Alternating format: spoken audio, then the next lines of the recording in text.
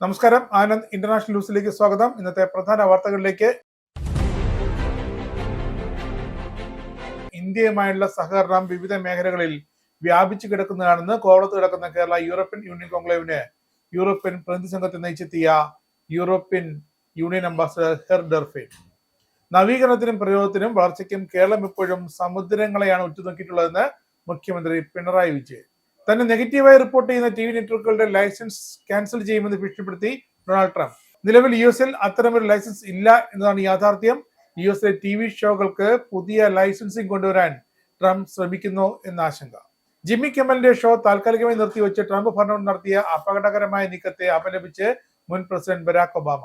ബ്രിട്ടനിലെ അതിർത്തികളിലെ കുടിയേറ്റക്കാരെ നിയന്ത്രിക്കാൻ അമേരിക്കൻ മാതൃകയിൽ സൈന്യത്തെ വിളിക്കണമെന്ന് UK പ്രധാനമന്ത്രി കെയർ സ്റ്റാമർക്ക് ഉപദേശം നൽകി ഡൊണാൾഡ് ട്രംപ്. ശമ്പള വർധന ആവശ്യപ്പെട്ട് സമരത്തിനിറങ്ങാൻ ഒരുങ്ങി UK മെറ്റ് പോലീസിലെ സിവിലിയൻ ജീവനക്കാർ. വാർത്തകൾ വിശദമായി. ഇന്ത്യയുമായുള്ള സഹകരണം വിവിധ മേഖലകളിൽ വ്യാപിച്ചു കിടക്കുന്നതാണെന്ന് കോവളത്ത് കിടക്കുന്ന കേരള യൂറോപ്യൻ യൂണിയൻ കോൺക്ലേവിന് യൂറോപ്യൻ പ്രതിനിധി സംഘത്തെ നയിച്ചെത്തിയ ഇന്ത്യയിലെ യൂറോപ്യൻ യൂണിയൻ അംബാസഡർ ഹെർ ഡെർഫിൻ പറഞ്ഞു. രാജ്യത്താകമാനം സാധ്യമായ സഹകരണത്തിനും നിക്ഷേപത്തിനുമുള്ള വഴികൾ കണ്ടെത്താൻ യൂണിയൻ ലക്ഷ്യമിടുന്നുണ്ട്. സമുദ്രാധിഷ്ഠിത വ്യവസായങ്ങൾ, തീരദേശ പ്രതിരോധം, സുസ്ഥിരത, ഉയർന്ന നൈപുണ്യം, വെൽനസ്, ടൂറിസം തുടങ്ങിയ രംഗത്തെല്ലാം അനന്തമായ സാധ്യതയുള്ള കേരളം യൂറോപ്യൻ പങ്കാളികൾക്ക് നിരവധി അവസരങ്ങൾ പ്രദാനം ചെയ്യുന്നതായും ഡെർഫിൻ ചൂണ്ടിക്കാട്ടി. നവീകരണത്തിനും പ്രതിരോധത്തിനും വളർച്ചയ്ക്കും കേരളം എന്നും സമുദ്രങ്ങളെയാണ് ഉറ്റുനോക്കിയിട്ടുള്ളതെന്ന് കോൺക്ലേവ് ഉദ്ഘാടനം ചെയ്തുകൊണ്ട് കേരള മുഖ്യമന്ത്രി പിണറായി വിജയനും പറഞ്ഞു. സംസ്ഥാന ഫിഷറീസ് വകുപ്പ് കേന്ദ്ര സർക്കാരിന്റെയും യൂറോപ്യൻ യൂണിയന്റെയും സഹകരണത്തോടെയാണ് 2 ദിവസത്തെ കോൺക്ലേവ് കോവളത്ത് നടത്തുന്നത്. അതിനിടെ വിഴിഞ്ഞം അന്താരാഷ്ട്ര തുറമുഖവും കോവളം ബീച്ച് സന്ദർശിച്ച യൂറോപ്യൻ യൂണിയൻ പ്രതിനിധികൾ കേരളത്തിന്റെ തീരമേഖലയുടെ സാധ്യതകളിൽ മതിപ്പ് പ്രകടിപ്പിച്ചു. തന്നെ നെഗറ്റീവായി റിപ്പോർട്ട് ചെയ്യുന്ന TV നെറ്റ്വർക്കുകളുടെ ലൈസൻസുകൾ നഷ്ടപ്പെടുത്തുമെന്ന് ഭീഷണിപ്പെടുത്തി US പ്രസിഡന്റ് ഡൊണാൾഡ് ട്രംപ്. എന്നാൽ നിലവിൽ US ടെലിവിഷൻ നെറ്റ്വർക്കുകൾക്ക് അത്തരമൊരു ലൈസൻസിംഗ് സമ്പ്രദായം ഇല്ല എന്നതാണ് യാഥാർത്ഥ്യം. US TV ഷോകൾക്ക് നിയന്ത്രണം ഏർപ്പെടുത്താൻ ട്രംപ് പുതുതായൊരു ലൈസൻസിംഗ് ഉത്തരവ് കൊണ്ടുവന്നേക്കാമെന്നാണ് ഇപ്പോഴത്തെ ആശങ്കകൾ. 97% പ്രധാന US നെറ്റ്വർക്കുകളും പല നിലപാടുകളും തന്നെ എതിർക്കുന്നതായാണ് ട്രംപ് പറഞ്ഞത്. അവരുടെ മോശം വാർത്തകൾ മാത്രമാണ് നൽകുന്നത്. അവരുടെ ലൈസൻസ് പിൻവലിക്കണമെന്ന് താൻ കരുതുന്നെന്നും ട്രംപ് പറഞ്ഞു. ജിമ്മി കിമ്മലിന്റെ ഷോ താൽക്കാലികമായി നിർത്തിവെച്ച ട്രംപ് ഭരണകൂടത്തിന്റെ അപകടകരമായ നീക്കത്തെ മുൻ US പ്രസിഡന്റ് ബരാക് ഒബാമ അപലപിച്ചു. റദ്ദാക്കൽ സംസ്കാരത്തെക്കുറിച്ച് വർഷങ്ങളായി പരാതിപ്പെട്ടതിനു ശേഷം നിലവിലെ ഭരണകൂടം മാധ്യമ കമ്പനികൾ തങ്ങളുടെ ഇഷ്ടപ്പെടാത്ത റിപ്പോർട്ടർമാരെയും കമന്റേറ്റർമാരെയും പുറത്താക്കുകയോ വായടപ്പിക്കുകയോ ചെയ്തില്ലെങ്കിൽ അവർക്കെതിരെ നിയന്ത്രണം കൊണ്ടുവരുമെന്ന പതിവായ ട്രംപിന്റെ ഭീഷണി ഒരു അപകടകരമായ തലത്തിലേക്കാണ് കാര്യങ്ങളെ കൊണ്ടുപോകുന്നതെന്നും ഒബാമ എക്സിൽ എഴുതി. ഗാസയിൽ വെടിനിർത്തലിന് വേണ്ടിയുള്ള UN രക്ഷാസമിതിയിൽ അവതരിപ്പിച്ച പ്രമേയം അമേരിക്ക വീറ്റോ ചെയ്തു. മുമ്പ് നിരവധി തവണ ഗാസയിൽ വെടിനിർത്തലിന് വേണ്ടിയുള്ള പ്രമേയം വന്നപ്പോഴും US ഇത് വീറ്റോ ചെയ്തിരുന്നു. 15 അംഗങ്ങളിൽ 14 പേരും പ്രമേയത്തെ അനുകൂലിച്ച് വോട്ട് ചെയ്തപ്പോൾ അമേരിക്ക മാത്രം വീറ്റോ ചെയ്യുകയായിരുന്നു. ഗാസയിൽ അടിയന്തരമായി ഉപാധികളില്ലാത്ത വെടിനിർത്തൽ ഇരു കക്ഷികളും പ്രാബല്യത്തിൽ കൊണ്ടുവരണമെന്നായിരുന്നു പ്രമേയത്തിൽ ആവശ്യപ്പെട്ടത്. ഹമാസിന്റെ തടവിലുള്ള മുഴുവൻ ബന്ദികളെയും വിട്ടയക്കണമെന്നും പ്രമേയത്തിലൂടെ ആവശ്യപ്പെട്ടിരുന്നു. ഹമാസിന്റെ ആക്രമണങ്ങളെ അപലപിച്ചില്ല എന്ന് ആരോപിച്ചായിരുന്നു US പ്രമേയത്തെ വീറ്റോ ചെയ്തത്. അമേരിക്കയിൽ IT ജീവനക്കാരനായ ഇന്ത്യൻ യുവാവിനെ പോലീസ് വെടിവെച്ച് കൊന്നു. തെലങ്കാന സ്വദേശിയായ 30-കാരനായ മുഹമ്മദ് നിസാമുദ്ദീനാണ് കൊല്ലപ്പെട്ടത്. ഒപ്പം താമസിക്കുന്ന ആളുമായുള്ള സംഘർഷത്തിനിടെയാണ് യുവാവിനെതിരെ പോലീസ് വെടിയുതിർത്തത് എന്നാണ് സൂചന. കാലിഫോർണിയയിലെ സാന്താ ക്ലാരയിലാണ് സംഭവം. കൊലപാതകവുമായി ബന്ധപ്പെട്ട് പോലീസ് വിശദമായ അന്വേഷണം ആരംഭിച്ചു. സെപ്റ്റംബർ 3-ന് നിസാമുദ്ദീൻ ഒപ്പം താമസിച്ച ആളുമായി വഴക്കിടുകയും തുടർന്ന് പോലീസ് സംഭവസ്ഥലത്തെത്തി വെടി ഉതിർക്കുകയും ചെയ്തുവെന്നാണ് വിവരം. ഇസ്രായേൽ സേനയും ഹമാസും ഏറ്റുമുട്ടുന്ന തെക്കൻ ഗാസയിലെ റഫയിൽ 4 ഇസ്രായേലി സൈനികർ കൊല്ലപ്പെട്ടു. 3 സൈനികർക്ക് പരിക്കേറ്റതായും ഇസ്രായേൽ സേന സ്ഥിരീകരിച്ചു. ഇതിൽ ഒരാളുടെ പരിക്ക് ഗുരുതരമാണ്. Major Omri Chaiban, lieutenant Eran Shelem, lieutenant Ethan Avner Benichak, lieutenant Mon Arieli എന്നിവരെയാണ് വധിച്ചത്. ബെൻ മോഷെ കമ്പനി കമാൻഡറും മറ്റു 3 പേർ കേഡറ്റുകളുമായിരുന്നു. ഇവർ സഞ്ചരിച്ച സൈനിക വാഹനം ഹമാസ് സൈനികർ ആക്രമിക്കുകയായിരുന്നു. ഇസ്രായേലിലെ തുറമുഖ നഗരമായ ഈലാത്തിന് നേരെയും ഹൂതികൾ ഡ്രോൺ ആക്രമണം നടത്തി. ആക്രമണത്തിൽ ഒരു ഹോട്ടലിന് തീപിടിച്ചു. വെസ്റ്റ് ബാങ്കിനും ജോർദാനും ഇടയിലുള്ള അലൻബി ക്രോസിംഗിൽ ജോർദാൻ പൗരനായ ട്രക്ക് ഡ്രൈവർ നടത്തിയ വെടിവയ്പിലും കത്തിക്കുത്തിലും 2 ഇസ്രായേലി പൗരന്മാരും കൊല്ലപ്പെട്ടു. അമേരിക്കൻ രാഷ്ട്രീയത്തിൽ ഇടപെടാൻ താല്പര്യമില്ലെന്ന് ലിയോ 14 മാർപ്പാപ്പ. അതേസമയം കത്തോലിക്ക സഭയെ ബാധിക്കുന്ന വിഷയങ്ങളും കുടിയേറ്റത്തെക്കുറിച്ചും താൻ ഇനിയും ശബ്ദമുയർത്തുമെന്ന് മാർപ്പാപ്പ പറഞ്ഞു. സ്വവർഗ അനുരാഗികളെ അന്തസ്സോടെ ബഹുമാനത്തിനെ പരിഗണിക്കണമെന്നാണ് സഭ പഠിപ്പിക്കുന്നത്. അതേസമയം സ്വവർഗ ലൈംഗികത സ്വാഭാവികതയിൽ നിന്നുള്ള വ്യതിയാനമാണ്. സ്വവർഗ വിഭാഗത്തെ സഭ എതിർക്കുന്നതായും വിവാഹം എന്നത് സ്ത്രീയും പുരുഷനും തമ്മിലുള്ള കൂടിച്ചേരലാണെന്നും മാർപ്പാപ്പ പറഞ്ഞു. യൂട്ടാ വാലി യൂണിവേഴ്സിറ്റിയിൽ വിദ്യാർത്ഥികളുമായി സംവദിക്കവേ വെടിയേറ്റ് കൊല്ലപ്പെട്ട വലതുപക്ഷ പ്രചാരകൻ ചാർലി കിർക്കിന്റെ ശവസംസ്കാര ചടങ്ങുകൾ ഞായറാഴ്ച നടക്കും. President Donald Trump, vice president JD Vance തുടങ്ങി ഒട്ടേറെ പ്രമുഖർ പങ്കെടുക്കാനുള്ള അനുസ്മരണ ചടങ്ങിലും സംസ്കാര ചടങ്ങുകളിലും കനത്ത സുരക്ഷയാണ് ഏർപ്പെടുത്തിയിരിക്കുന്നത്. ചടങ്ങിന് നേരെ നിരവധി ഭീഷണികൾ ഉയർന്ന സാഹചര്യത്തിൽ നിരീക്ഷണവും സുരക്ഷയും ശക്തമാക്കുന്നതായി ഫെഡറൽ നിയമനിർവഹണ ഏജൻസികൾ വ്യക്തമാക്കി. FBI, ഹോംലാൻഡ് സെക്യൂരിറ്റി വകുപ്പ്, secret service, bureau of alcohol, പുകയില, സ്ഫോടക വസ്തുക്കൾ എന്നിവ കൈകാര്യം ചെയ്യുന്ന ഏജൻസികൾ എന്നിവർ സംയുക്തമായാണ് ഈ മുന്നറിയിപ്പ് പുറപ്പെടുവിച്ചത്. ഇനി യൂറോപ്പ് വാർത്തകളിലേക്ക്. ട്രംപിന് വഴങ്ങിയോ കെയർ സ്റ്റാമർ എന്ന് ഉടൻ അറിയാം. ഇസ്രയേലിന്റെ നടപടികൾ പ്രതിഷേധിച്ച് പലസ്തീനെ സ്വതന്ത്ര രാഷ്ട്രമായി പ്രഖ്യാപിക്കാനുള്ള UK നീക്കങ്ങളിൽ ട്രംപ് വിയോജിപ്പ് രേഖപ്പെടുത്തിയതോടെ ഈ കാര്യത്തിൽ കെയർ സ്റ്റാമർ സർക്കാരിന്റെ തീരുമാനം വൈകുമെന്ന് ഉറപ്പായി. പലസ്തീൻ രാഷ്ട്ര പ്രഖ്യാപനത്തിൽ കെയർ സ്റ്റാമറിനെ ട്രംപ് കടുത്ത ഭാഷയിൽ വിമർശിച്ചില്ല എന്നതും ശ്രദ്ധേയമായി. റഷ്യൻ പ്രസിഡന്റ് വ്ളാഡിമിർ പുടിൻ തന്നെ നിരാശപ്പെടുത്തിയെന്ന് 2 ദിവസത്തെ ലണ്ടൻ സന്ദർശനത്തിനിടെ പ്രധാനമന്ത്രി കെയർ സ്റ്റാമറുമായി നടത്തിയ സംയുക്ത പത്രസമ്മേളനത്തിൽ ഡൊണാൾഡ് ട്രംപ് ആരോപിച്ചു. അധികാരമേറ്റയുടൻ റഷ്യയും ഉക്രൈനും തമ്മിൽ സമാധാന കരാർ ഉണ്ടാക്കാൻ പ്രതീക്ഷിച്ചിരുന്നെങ്കിലും പുടിന്റെ പ്രവർത്തനങ്ങൾ അത് ചെയ്യുന്നതിൽ നിന്നും തന്നെ തടഞ്ഞുവെന്ന് ട്രംപ് പറഞ്ഞു. ഉക്രൈൻ സൈനികരെക്കാൾ ഉയർന്ന നിരക്കിൽ റഷ്യൻ സൈനികർ കൊല്ലപ്പെടുന്നു. റഷ്യയും ഉക്രൈനും തമ്മിൽ ഒരു സമാധാന ചർച്ച നടത്തുന്നത് എളുപ്പമാണെന്ന് കരുതിയതായും ട്രംപ് പറഞ്ഞു. UK ക്രമരഹിതമായ കുടിയേറ്റ കൈകാര്യം ചെയ്യാൻ സ്റ്റാമറിന് സൈന്യത്തെ കൊണ്ടുവരാൻ കഴിയുമെന്നും ട്രംപ് നിർദ്ദേശിച്ചു. 2 ദിവസത്തെ സന്ദർശനത്തിനൊടുവിൽ രാജകുടുംബത്തെയും സ്റ്റാമറിനെയും ബ്രിട്ടനെയും ട്രംപ് സന്ദർശിച്ചു. 2 ദിവസത്തെ സന്ദർശനത്തിനൊടുവിൽ രാജകുടുംബത്തെയും സ്റ്റാമറിനെയും ബ്രിട്ടനെയും ട്രംപ് പ്രശംസിച്ചു. കുടിയേറ്റക്കാരെ ഒതുക്കാൻ സൈന്യത്തെ ഇറക്കാൻ ട്രംപിന്റെ ഉപദേശം. ബ്രിട്ടന്റെ അതിർത്തികൾ നിയന്ത്രിക്കാൻ അമേരിക്കൻ മാതൃകയിൽ സൈന്യത്തെ വിളിക്കണമെന്ന് ഡൊണാൾഡ് ട്രംപ് കെയർ സ്റ്റാമർമാർക്ക് ഉപദേശം നൽകി. നിയമവിരുദ്ധ കുടിയേറ്റം UK നശിപ്പിക്കുമെന്ന മുന്നറിയിപ്പ് നൽകിക്കൊണ്ടാണ് ട്രംപ് സംസ്ഥാന സന്ദർശനം അവസാനിപ്പിച്ചത്. നിയമവിരുദ്ധമായി തെക്കൻ അതിർത്തി കടക്കുന്ന കുടിയേറ്റക്കാരെ തടയാൻ കർശന നടപടി സ്വീകരിക്കുന്നതിൽ US പിന്തുടരണമെന്നും ട്രംപ് സ്റ്റാമറിനോട് പറഞ്ഞു. ഋഷി സുനക്കിന്റെ ഫ്യൂച്ചർ ഫണ്ടിൽ നിക്ഷേപിച്ചവർക്ക് പണി കിട്ടിയോ? ഋഷി സുനക് ചാൻസലറായിരിക്കെ ആരംഭിച്ച കോവിഡ് കാലഘട്ടത്തിലെ ഫ്യൂച്ചർ നിക്ഷേപ ഫണ്ടിൽ നിക്ഷേപിച്ച UK നികുതിദായകർക്ക് 400 മില്യൺ പൗണ്ട് നഷ്ടപ്പെട്ടു. ഫണ്ടിനെ പിന്തുണയ്ക്കുന്ന 100 കണക്കിന് സ്റ്റാർട്ടപ്പുകളുടെ തകർച്ചയെ തുടർന്നാണ് ഈ അവസ്ഥ. ഫ്യൂച്ചർ ഫണ്ട് 1190 കമ്പനികളെ പിന്തുണയ്ക്കുന്നതിനായി 1.14 ബില്യൺ പൗണ്ട് ചെലവഴിച്ചു. ഇതിൽ സെക്സ് പാർട്ടി ഓർഗനൈസറായ കില്ലിംഗ് കിറ്റൻസ്, ഇപ്പോൾ പ്രവർത്തനരഹിതമായ ഫെസ്റ്റിവൽ ടിക്കറ്റ് ബിസിനസ് പോളണ്ട് തുടങ്ങിയ സർക്കാർ പോർട്ട്ഫോളിയോകളുമായി ബന്ധമില്ലാത്ത ചില കമ്പനികളിലും പെടുന്നു. ബിസിനസ് ആൻഡ് ട്രേഡ് വകുപ്പിന്റെ ഏറ്റവും പുതിയ വാർഷിക റിപ്പോർട്ട് ഫ്യൂച്ചർ ഫണ്ടിന്റെ പിന്തുണയുള്ള 334 കമ്പനികൾക്ക് പിന്നീട് നഷ്ടത്തിലായെന്നും നികുതിദായകർക്ക് കോടിക്കണക്കിന് പൗണ്ട് നഷ്ടമുണ്ടാക്കിയെന്നും കണ്ടെത്തി.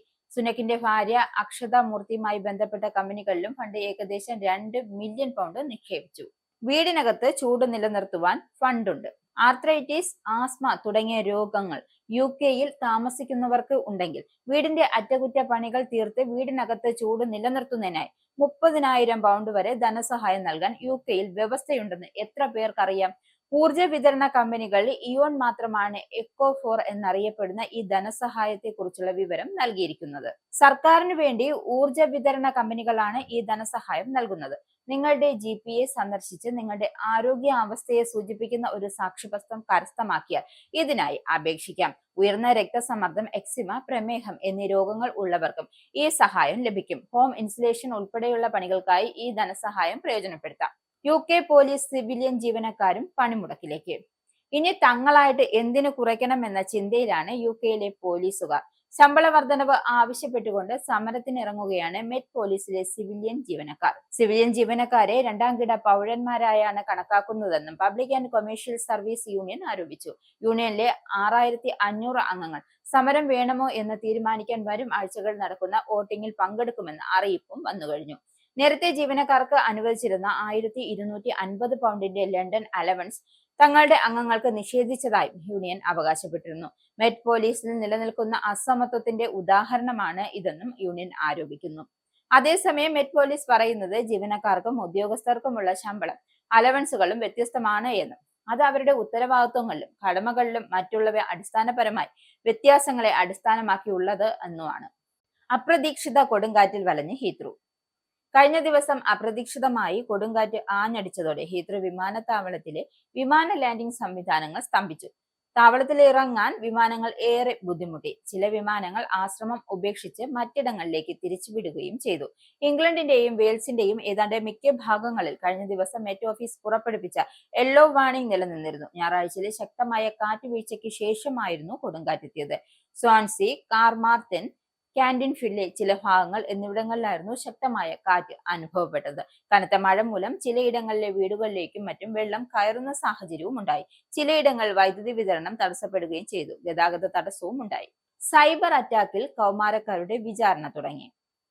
കഴിഞ്ഞ വർഷം നടന്ന സൈബർ ആക്രമണത്തിൽ ലണ്ടനിലെ ഗതാഗത അതോറിറ്റിയെ ഹാക്ക് ചെയ്ത കേസിൽ വിചാരണ ആരംഭിച്ചു. പ്രതികളായ 2 കൗമാരക്കാർ കോടതിയിൽ ഹാജരായി. നാഷണൽ ക്രൈം ഏജൻസിയും സിറ്റി ഓഫ് ലണ്ടൻ പോലീസും സംയുക്തമായി നടത്തിയ ഓപ്പറേഷനിൽ കിഴക്കൻ ലണ്ടനിൽ നിന്നുമുള്ള 19-കാരിയായ തൽഹ ജുബറിനെയും വെസ്റ്റ് മിഡ്ലാൻഡ്സിലെ വാൽസയിൽ നിന്നുമുള്ള 18-കാരിയായ ഓവൻ ഫ്ലൈസിനെയും സെപ്റ്റംബർ 16-ന് അറസ്റ്റ് ചെയ്തു. കമ്പ്യൂട്ടർ ദുരുപയോഗ നിയമപ്രകാരം ട്രാൻസ്പോർട്ട് ഫോർ ലണ്ടനെതിരെ അനധികൃത പ്രവൃത്തികൾ ചെയ്യാൻ ഗൂഢാലോചന നടത്തിയതിന് കേസെടുത്തതിനെ തുടർന്ന് വ്യാഴാഴ്ച വെസ്റ്റ് മിൻസ്റ്റർ മജിസ്ട്രേറ്റ് കോടതിയിൽ ഇവർ ഹാജരായി. വോയിസ് ഓഫ് വയനാട് ഇൻ യുകെയുടെ 14ാമത് വയനാട് സംഗമം നനീറ്റിനിൽ. കേരളത്തിലെ വയനാട് ജില്ലയിൽ നിന്നും ഇംഗ്ലണ്ടിലേക്ക് കുടിയേറിയവരുടെ കൂട്ടായ്മയായ വോയിസ് ഓഫ് വയനാട് ഇൻ യുകെയുടെ 14ാമത് വയനാട് സംഗമം 2025 ഒക്ടോബർ 11 ശനിയാഴ്ച വാർവിക്ക്ഷയറിലെ നനീറ്റനിൽ വെച്ച് നടക്കും. കോട്ടൺ സ്പോർട്സ് ആൻഡ് സോഷ്യൽ ക്ലബിൽ നടക്കുന്ന സംഗമത്തോടനുബന്ധിച്ച് കുട്ടികളുടെയും മുതിർന്നവരുടെയും വിവിധ പരിപാടികൾ, മത്സരങ്ങൾ, നാട്ടിൽ നിന്നും വന്നിട്ടുള്ള മാതാപിതാക്കളെ ആദരിക്കൽ തുടങ്ങിയവ ഉണ്ടാകും. സംഘടന നടത്തിക്കൊണ്ടിരിക്കുന്ന വിവിധ ചാരിറ്റി പ്രവർത്തനങ്ങളുടെ വിലയിരുത്തലും പുതിയ വിഷയങ്ങളിൽ നടത്തേണ്ട പരിപാടികളുടെ ആസൂത്രണവും സംഗമത്തിന്റെ ഭാഗമായി നടക്കും. ഇംഗ്ലണ്ടിലെ വയനാട്ടുകാരായ എല്ലാവരെയും സംഗമത്തിലേക്ക് ഭാരവാഹികൾ സ്വാഗതം ചെയ്തു. ഇതിനായുള്ള കൂടുതൽ വിവരങ്ങൾക്ക് താഴെ കാണിക്കുന്ന നമ്പറിൽ ബന്ധപ്പെടുക. ആൻജിയോപ്ലാസ്റ്റിക്കിടെ മരണം, ഞെട്ടലിൽ മലയാളി കുടുംബം. സൗത്താംപ്ടൺ ജനറൽ ഹോസ്പിറ്റലിൽ ആൻജിയോപ്ലാസ്റ്റി ചെയ്യുന്നതിനിടെ കോഴിക്കോട് സ്വദേശിനി ചന്ദ്രിനി മരണമടഞ്ഞു. സെൻസ് ഇടുന്നതിനിടയിൽ ഉണ്ടായ ഹൃദയ സ്തംഭനമായിരുന്നു മരണം. അപ്രതീക്ഷിത മരണമായതിനാൽ ഹോസ്പിറ്റൽ ബില്ലടക്കം ചിലവുകൾക്കായി സെന്റ് മനസ്സുകളുടെ സഹായം തേടുകയാണ് കുടുംബം. 3 മാസങ്ങൾക്ക് മുമ്പാണ് സൗത്താംപ്ടണിലുള്ള മകൻ കോഴിക്കോട് സ്വദേശി സുമിത്തിന്റെ അമ്മ ചന്ദ്രി കുഞ്ഞുങ്ങളെ പരിചരിക്കുന്നതിനായി യുകെയിലെത്തിയത്. ഇക്കഴിഞ്ഞ സെപ്റ്റംബർ 15-ന് മരണം സംഭവിച്ചത്. സൗത്താംപ്ടൺ ആശുപത്രിയിൽ 5000 പൗണ്ടിന്റെ ബിൽ അടയ്ക്കുവാനും നാട്ടിലേക്ക് മൃതദേഹം കൊണ്ടുപോകാനുമുള്ള ചെലവുകൾക്ക് തുക കണ്ടെത്താനായി സൗത്താംപ്ടണിലെ മലയാളി സംഘടനകൾ മുന്നിട്ടിറങ്ങിയിട്ടുണ്ട്. പൗണ്ട്, യൂറോ, ഡോളർ, രൂപ ഇന്നത്തെ വിനിമയ നിരക്ക്. 1 പൗണ്ട് 119.65 ഇന്ത്യൻ രൂപ. 1 US ഡോളർ 88.31 ഇന്ത്യൻ രൂപ. 1 യൂറോ 103.94 ഇന്ത്യൻ രൂപ. 1 pound 1.36 US dollar. 1 Canadian dollar 63.91 Indian രൂപ. ഇനി ഒരു ഇടവേള ശേഷം വാർത്ത തുടരും. Book your Indigo flight tickets easily and safely with Anand Travel. Call UK number 020-8548-4897. Indian cell number 918921120509 or please mail to info@anandtravel.com. Have a happy journey. Gulf വാർത്തകളിലേക്ക്. മഹൂബ് chatbot വഴി മദീനത്തി സ്മാർട്ട് സേവനം വാട്സാപ്പിൽ ലഭ്യമാക്കി Dubai roads and transport authority.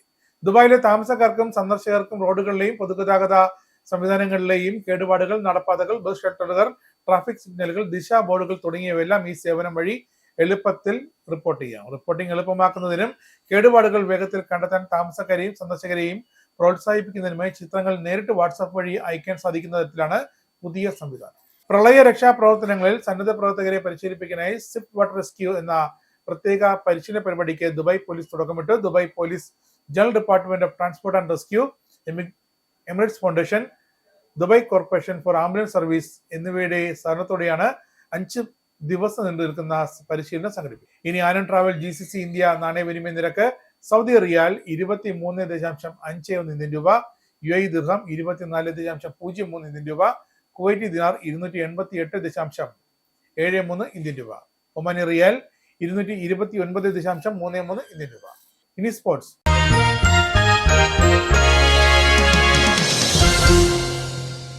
അഖിലേന്ത്യാ football ഫെഡറേഷന്റെ പുതിയ ഭരണഘടന അംഗീകരിച്ച് സുപ്രീം കോടതി. താരങ്ങൾക്ക് കൂടുതൽ പ്രാധാന്യം നൽകുന്ന പുതിയ ഭരണഘടനയ്ക്ക് ഇന്ത്യൻ ഫുട്ബോളിനെ മുന്നോട്ട് നയിക്കാനാകുമെന്നാണ് സുപ്രീം കോടതി വിലയിരുത്തിയത്. ഫെഡറേഷന്റെ 14 അംഗ നിർവാഹക സമിതിയിൽ ഇനി മുതൽ കുറഞ്ഞത് 5 ഇന്ത്യൻ മുൻ താരങ്ങൾ ഉണ്ടായിരിക്കണമെന്നും ഇവരിൽ 2 പേർ വനിതകളായിരിക്കണമെന്നും ജസ്റ്റിസുമാരായ നരസിംഹ, എസ് ചന്ദൂർക്കർ എന്നിവർ നിർദ്ദേശിച്ചു. അതേസമയം കല്യാൺ ചൗബെ പ്രസിഡന്റ് സ്ഥാനത്ത് തുടരും.